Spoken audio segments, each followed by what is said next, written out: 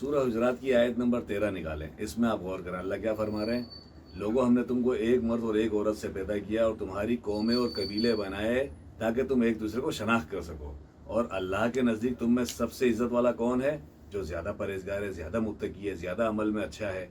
تو اصول یہ طے ہو گیا کہ نسل پرستی، قوم پرستی سے انسان بلند نہیں ہو سکتا۔ کوئی اگر یہ سمجھتا ہے کہ وہ اونچی ذات کا آدمی ہے تو وہی جنت میں جائے گا، یہ اس کا ابہام ہے، یہ اس کا شک ہے، یہ اللہ کا اصول نہیں ہے۔ اللہ کا اصول یہ کہ اللہ نے تم کو ایک مرد اور ایک عورت سے پیدا کیا۔ ساری دنیا اس طرح پیدا ہوتی ہے۔ دنیا کا کون سا آدمی ہے جو دو عورتوں سے پیدا ہو گیا؟ سب ایک عورت سے اور ایک مرد سے پیدا، ایک مرد اور ایک عورت سے پیدا ہوتے ہیں۔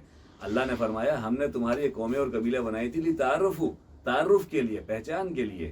آپ کے دو دوست ہیں شاکر، تو آپ کہو گے نا شاکر کون سا؟ بھائی شاکر کراچی والا، شاکر پشاور والا، تو یہ پہچان کا ذریعہ ہے۔ شاکر اردو اسپیک والا، شاکر پٹھان والا، تو یہ پہچان کے ذریعے تھے، تعارف کے ذریعے تھے، یہ فخر و ستائش کے ذریعے نہیں تھے۔ ہم نے یہ جھگڑے کھڑا کر لیے، ہم اس چکر کے اندر ایک کو نیچا ایک کو اونچا کر رہے ہیں۔ خدا کی قسم یہ اللہ کے اصولوں کے منافی ہے۔ قرآن کریم کی اس روشنی میں یہ جرم ہے۔ اللہ فرما رہا ہے عزت تو اللہ کی ہے اور اللہ کے رسول کی ہے، اور یہ اللہ اس شخص کو دے گا، اس مومن کو دے گا جو اللہ اور اس کے رسول سے اپنے تعلق کو بحال کرے۔ تو قوم پرستی اور نسل پرستی اور زبان اور لسانیت سے آپ بلند نہیں ہو سکتے۔ اگر آپ خود کو بلند کرنا چاہتے ہیں، عزت حاصل کرنا چاہتے ہیں، تو قرآن کے اوپر عمل کریں، قرآن کریم کے مطابق زندگی گزاریں۔ آپ کی عزت جو قرآن پیدا کرے گا دنیا کی کوئی چیز پیدا نہیں کر سکتی۔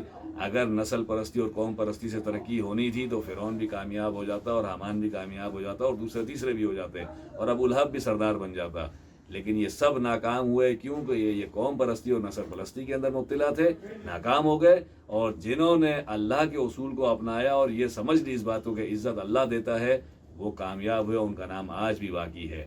لہٰذا قرآن کی اس آیت کے اوپر عمل کرنا شروع کریں، اور جو زندگی باقی رہ گئی ہے اسے اللہ کے احکامات کے مطابق گزاریں، انشاءاللہ عزت آپ کو حاصل ہوگی۔